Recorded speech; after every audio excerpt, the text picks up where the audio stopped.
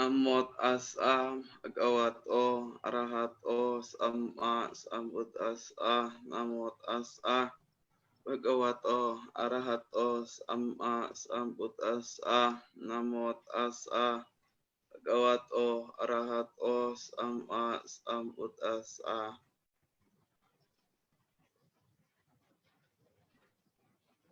Ya, hati-hati yang saya muliakan Bapak Ibu Saudara-saudari. Selamat malam, Namo Buddhaya. Ya, malam ini kita akan berbicara tentang Punabbawa ya.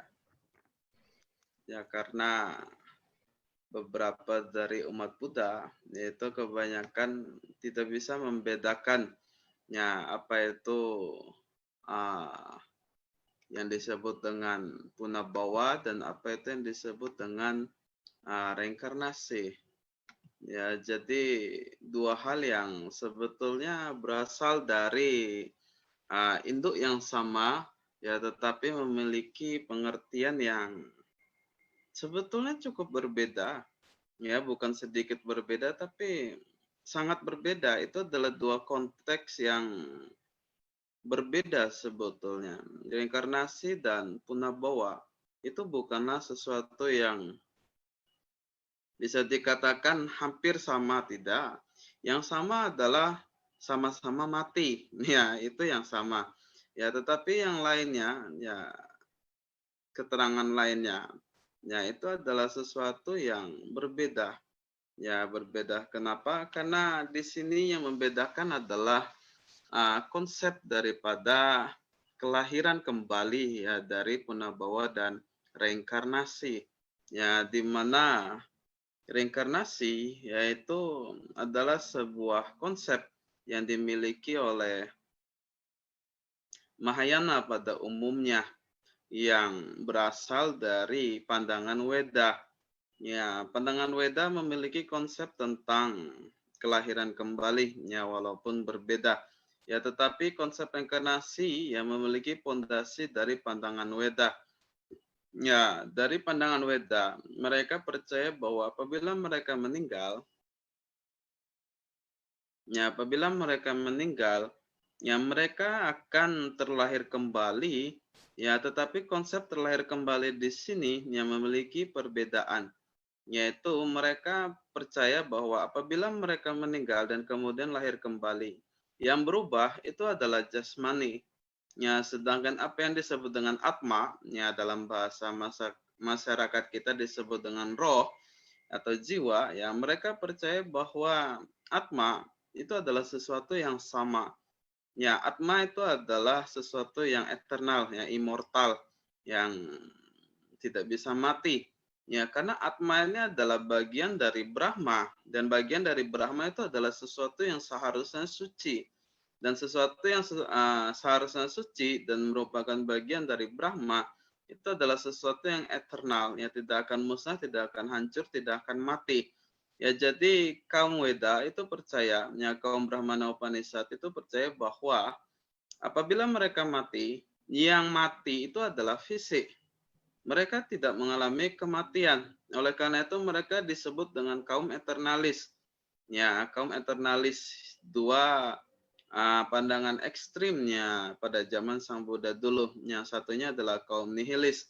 Ya, tapi kita tidak akan membahas kaum nihilis ya, karena kaum nihilis ini ya tidak banyak yang dapat dibahas ya, tidak memiliki poin yang cukup penting ya menurut saya, dan bahkan bagi saya pandangan nihilis itu adalah pandangan yang ya tidak perlu untuk dibicarakan, tidak ada pentingnya. Yang penting itu adalah kaum eternalis ya, karena filosofi mereka itu ya adalah filosofi yang mendasari banyak sekali pandangan agama di dunia, dan hampir semua pandangan agama yang merupakan kaum teisme ya dalam teologi itu memiliki pondasi dari eternalis. Ya, karena memang paham ketuhanan itu lahir dari kaum eternalis. Ya, walaupun mereka adalah paham yang merupakan Weda atau Brahmanis ya, tetapi apabila dilihat usia, kaum Upanishad itu jauh lebih dulu muncul paham ketuhanannya. Ya, baru disusul oleh paham ketuhanan lainnya, ya termasuk Kristiani dan Muslim ya. Ya, jadi bisa dibilang bahwa yang pertama kali muncul dengan paham ketuhanan itu adalah kaum Brahmana Upanishad ya, dengan pandangan ya, eternalis mereka. Ya, jadi bisa dikatakan ya apabila berbicara soal usia, ya kita bisa memastikan bahwa kaum eternalis adalah yang pertama yang menganut paham ketuhanan ya dari sejarah karbon ya. Jadi ini adalah keterangan yang bisa kita lihat ya dalam pelajaran teologi. Ya, jadi dalam paham Brahmana Upanishad yang sesuai dengan Weda, ya saya berbicara Weda yang dulu ya, bukan Weda yang sekarang, karena Weda yang sekarang ini sangat berbeda dengan Weda yang dulu. Ya, jadi dalam paham Weda Brahmana Upanishad, ya mereka meyakini bahwa dalam setiap individu, makhluk apapun juga, terutama manusia, ya mereka memiliki apa yang disebut dengan atma. Ya, kita menamakannya sebagai roh.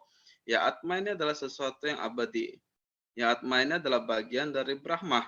Ya, apabila Atma itu partial, ya Brahma itu universal. Ya, jadi bagian dari Brahma. Ya, jadi mereka menganggap bahwa kita manusia ini sebetulnya adalah bagian dari Brahma. Ya kalau diumpamakan ya seperti ya mungkin ya dagingnya atau darahnya dan lain sebagainya. Sedangkan kasta rendah itu mungkin dari debu dan daki ya. Ya jadi ini adalah pengertian tentang individu ya dalam pandangan Brahmana Upanishad. Ya, oleh karena itu mereka mengatakan bahwa apabila mereka meninggal, ya yang meninggal itu adalah fisiknya. Ya, sedangkan atmanya, rohnya itu adalah sesuatu yang eternal, yang immortal, yang kekal, ya jadi tidak akan mati.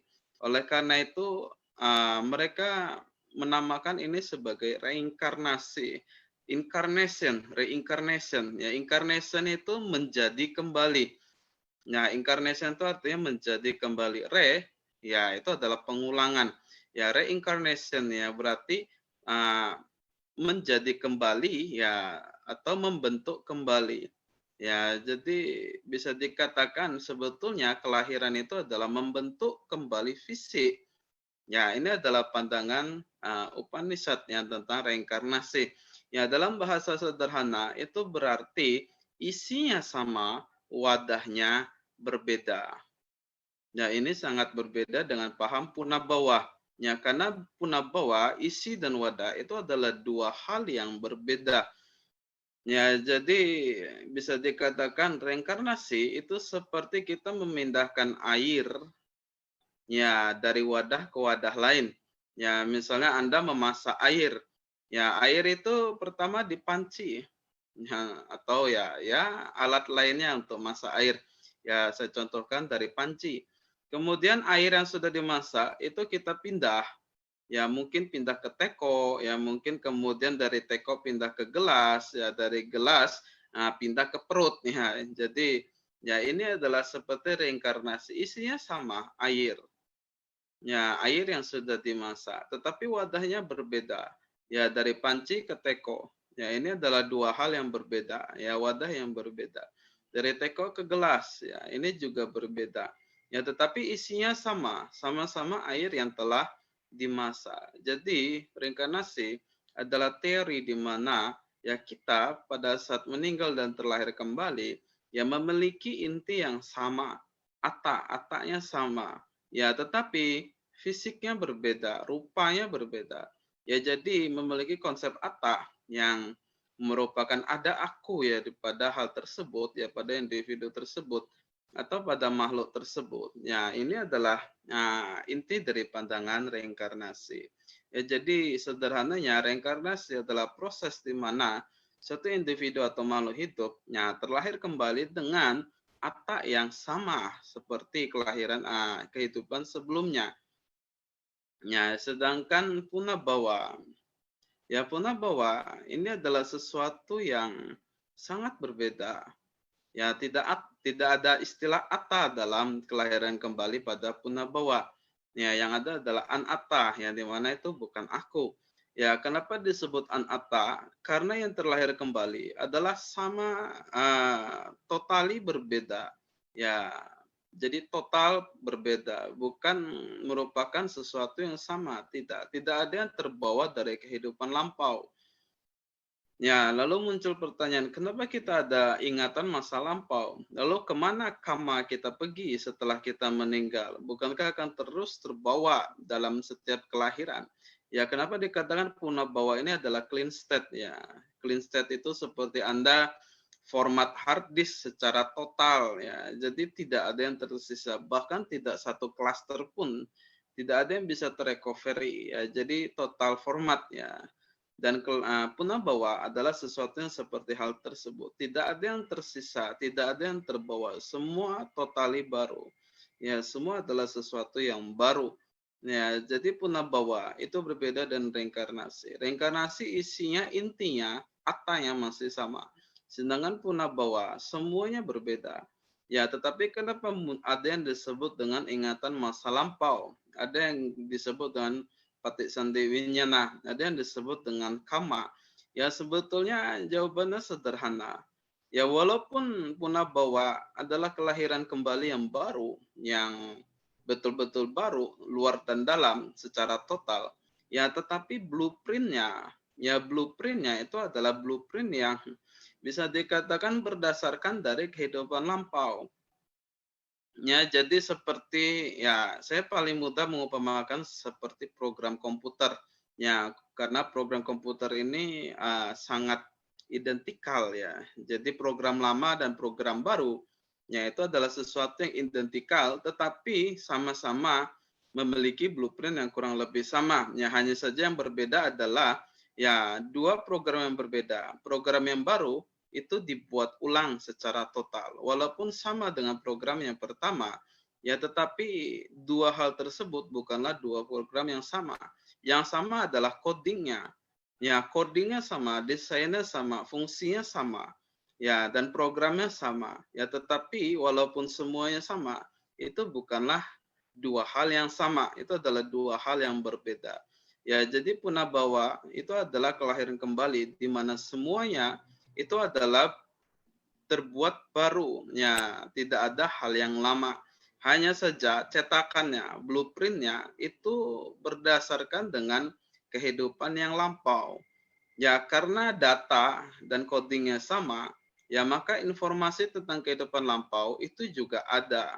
Ya informasi tentang timbunan kama, tentang paramitanya, tentang patik sandewinyanya, ya tentang semua seluk beluknya, ya itu ada. Ya, ada terpacking dalam data. Ya hanya saja mungkin datanya diarsip ya. Jadi tidak kita ingat semenjak lahir. Perlu beberapa faktor ya untuk mengingat kembali kehidupan lampau. Ya, tetapi apakah itu ingatan yang lama yang dari kehidupan lampau? Yaitu bukanlah ingatan yang dari kehidupan lampau. Hanya saja data-data tentang kehidupan lampau itu ada terpacking yang terarsip menjadi satu pada kehidupan yang baru. Ya, jadi sederhananya Bapak Ibu saudara-saudari, ya sederhananya punah bawa adalah kelahiran kembali di mana semuanya adalah hal yang baru. Ya, tidak ada barang lama. Ya, hanya saja data-data kehidupan lampau kita itu tercoding ya, termasuk ya terinput ya. Jadi menjadi satu kesatuan bagian pada kehidupan yang baru. Oleh karena itu, kita bisa mengingat kehidupan lampau. Ya, karena datanya memang ada. Ya, bukan berarti itu data lama, tidak. Itu adalah data baru. Hanya saja kita memasukkan kembali data tersebut ya pada memori kita. Ya, jadi itu bukanlah sesuatu yang lama. Ya, jadi seperti dua program yang berdasarkan dari coding yang sama, desain yang sama, dan program yang sama, tetapi dua program tersebut adalah dua program yang berbeda ya walaupun mereka adalah program yang identikal. Ya jadi ini adalah punah bawa, berbeda dengan reinkarnasi. Ya reinkarnasi masih membawa inti yang lama ya ke wadah yang baru. Ya sedangkan punah bawa ya air dan wadahnya sama-sama baru. Kita tidak membedakan air dari satu ke yang lainnya. Ya, tetapi kita betul-betul mengambil air yang baru. Hanya saja air itu yang memiliki sumber yang sama, yang memiliki nutrisi yang sama, yang memiliki kandungan yang sama. ya sama-sama identikal, yang berbeda adalah wadahnya. Ya, jadi ini adalah pengertian tentang reinkarnasi dan punabawa. Ya, jangan sampai kita keliru dalam mengartikan hal tersebut. Ya, jadi reinkarnasi ini adalah paham yang dianut oleh Buddhis ya pada Mahayana secara umumnya. Ya, Mahayana menganut paham reinkarnasi. Ya, walaupun saya tidak mengerti kenapa mereka menganut paham tersebut. Ya, padahal dalam original Tipitaka, ya, apabila kita lihat ya bahwa Mahayana pada masa awal tidak memiliki istilah reinkarnasi. Ya, beberapa literatur sutta yang lama itu rata-rata yang berisikan tentang punabawa. Ya, mereka tidak berbicara tentang reinkarnasi. Hanya saja sutta yang dibawa oleh Isang ya ke Cungko, ya itu mengandung reinkarnasi. Ya, jadi beberapa hipotesis mengatakan bahwa Tripitaka yang disalin oleh Isang ya itu adalah Tripitaka yang sudah termodifikasi ya, yang sudah bercampur Weda, karena memang kebanyakan apabila kita lihat ya Mahayana ya sutta-suttanya itu banyak sekali beberapa yang memiliki modifikasi dan beberapa sutta yang tidak ada dari sutta sebelumnya. Oleh karena itu dikatakan bahwa reinkarnasi itu sebetulnya original adalah paham dari Weda yang kemudian diasimilasi pada Buddhis Mahayana. Ya, sehingga sampai sekarang ya kita bisa menemukan paham reinkarnasi pada Mahayana. Ya, sedangkan Theravada pada masa awalnya yang dimana masih merupakan Buddha Sasana, ya itu tidak mengandung paham reinkarnasi. Ya, di situ mungkin mengandung paham punabawa, tapi tidak ada paham reinkarnasi.